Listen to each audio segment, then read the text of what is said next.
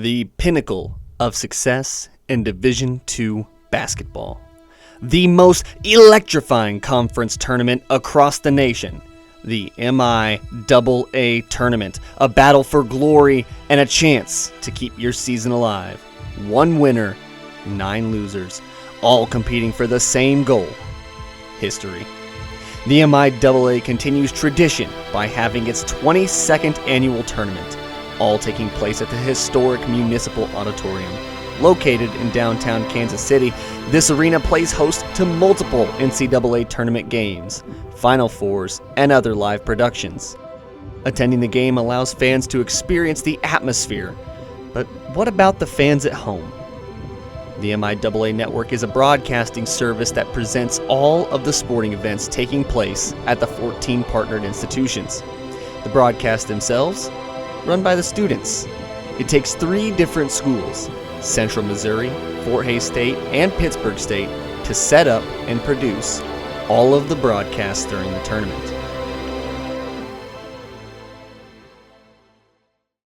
For the MIAA tournament, it's a little bit different compared to our normal productions because we have to go onto a site and completely build out a full production scale event. And so we have to show up about a day early. We spend about the entire day, close to 12 hours, setting up camera positions, running cables, setting up our production switcher inside of a room, testing all the connections. We have to send a signal down to the scores table for replay. And so there's a lot of different signals and a lot of mixing of signals and signal types that we have to kind of balance out when we set up. And so we usually end up getting there about a day early, doing a full day's worth of work setting up, testing the connections, and then hopefully by the first day of the actual games and matches happening, all the equipment is good to go without any problems. Yeah, it's definitely a weird process because you go the entire year with this nice production room, maybe it gets a little dirty and full of cables after running something for some reason. And so it's really a great opportunity to tear down what you already have set up and then rebuild it in a way that you can kind of organize it better. So all the cables that you ran at the last second to get something to work, you can run properly, behind tables, under chairs, things like that, so you can run that properly. The process really starts about probably 4 weeks before. I'll meet with our executive producer Dr. Troy Como, about what their crewing is going to look like. I'll also work with some of the other schools that are coming, like Fort Hays and UCM as well, to kind of see how many people they're bringing, when they're going to be available, and what positions they can work. The director is the captain of the production. Timings, camera shots, and everything you see on the broadcast is controlled by the director. The director tries to control what you see on the broadcast to make it the most enjoyable viewing experience for the fans. The producer may be in charge of tasks and assignments of the crew, but the director is in charge of the game. It is their job to work in tandem with the other positions to make their vision a reality. The technical director, or button pusher, is the second in command. This person will take what the director says and push it onto the stream via a TriCaster or other camera switcher. Anytime there is a cut from a camera, a cut into an ad, or a visual change, the technical director makes that happen under the guidance of the director.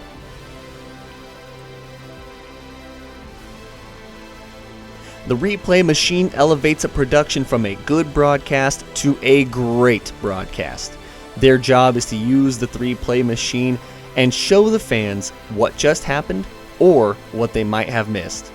Also, occasionally having to show refs replays for those game time reviews and quick decisions. Scorebugging graphics is a specialized position. It's only really used when there are plenty of crew members available. Making graphics to push onto a production that show vital information to fans, such as stats or important players. This is often used in the pre-production stage, where most of those graphics will be made for a pre-game show or for potentially any stats they expect to happen, such as breaking a new record. But talent and the producer will go over all of these graphics that they want made and will make sure that they are pushed out onto the stream. The camera workers are perhaps the most vital part of a production. Without them, nothing will be seen by the viewers. The director often tells them what to find and to take their shot. Throughout the game, they're going to be focused on finding plays, athletes, or fans. It is their main goal to make sure the viewer at home feels as if they are in the stadium and not excluded from the action.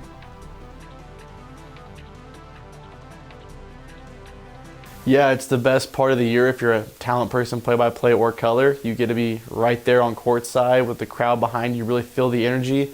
Unlike when we're at our home environment at Pitt State and even Fort Hays State, where it's the Eagle Nest system where you're sitting above the court and above the crowd, you're behind all of it, but you get to really be in front of it, feel all the emotion, and then you get to connect with the players and interview them as well after the games. I think it's a great opportunity for students overall. In the past, it's been that we would just have professionals show up for the semifinals and the championship, and the students would kind of get blocked out of that opportunity to work talent with them. But I think overall it's a great opportunity for students to network. Usually the talent that we bring in professionally are people from the Kansas, Missouri, Oklahoma, Arkansas area, just the Midwest. They're people that work for big organizations like KU. They work independently for Fox Sports, ESPN. Yeah, so the 2024 MIAA tournament, I had to work with Jill Dorsey, who is a play-by-play and color analyst for Fox Sports, and seeing how she prepares was completely different than anyone I'd ever worked with before. She came in that morning, and I wasn't sure how much prep she had done. She'd been watching and listening to the whole MIAA tournament, and she had binders of information ready to go, which was different because you also want to be able to match that same level and show that you belong with them. And so trying to throw out different numbers and facts at her, most of those she already had, and stories. And so that second day, especially when I got to work with her again, was I want to go all out and be above and beyond. And that preparation she did in the pre-production meeting, it was insane. Like giving me all what she had, I'm sharing with what I have, what we'd like to do, how we're going to go through pregame minute by minute. It was just another level.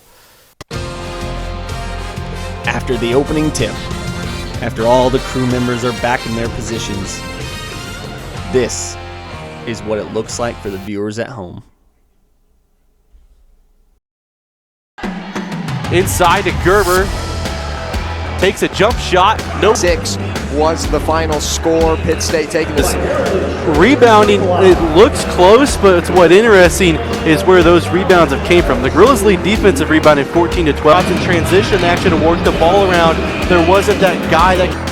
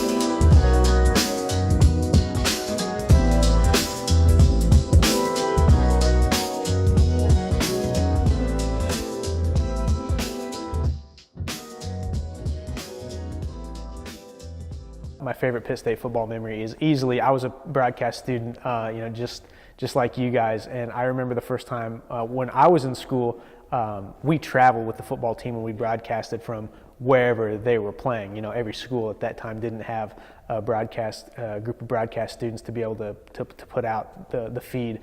And so the first time I ever went on a broadcasting trip, home or away, my first football game I did as a Pitt broadcasting student was the first time that John Brown touched a football at Missouri Western.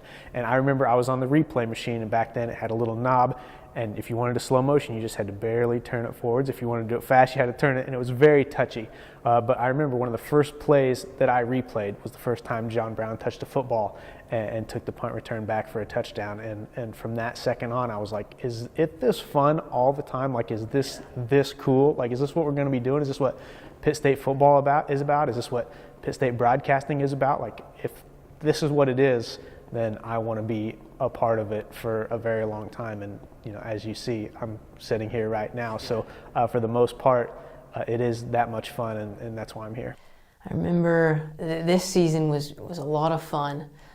It seemed like we always end up scoring on our end of the field. Yeah. Hands it off to Hernandez, and it'll be a touchdown for the Gorillas. My favorite part is just getting to be right there and given that front view.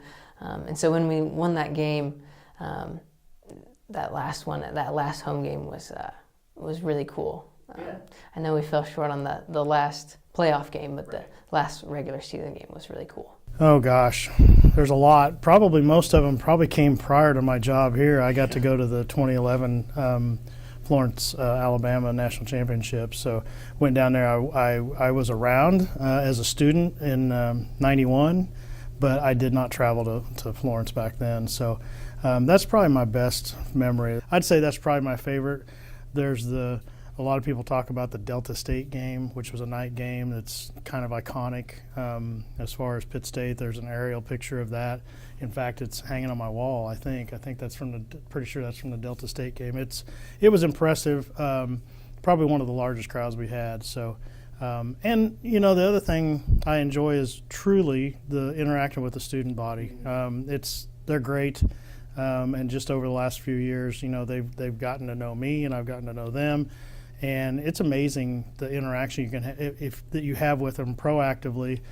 I think that's a good testament to just being good Pitt State Gorillas.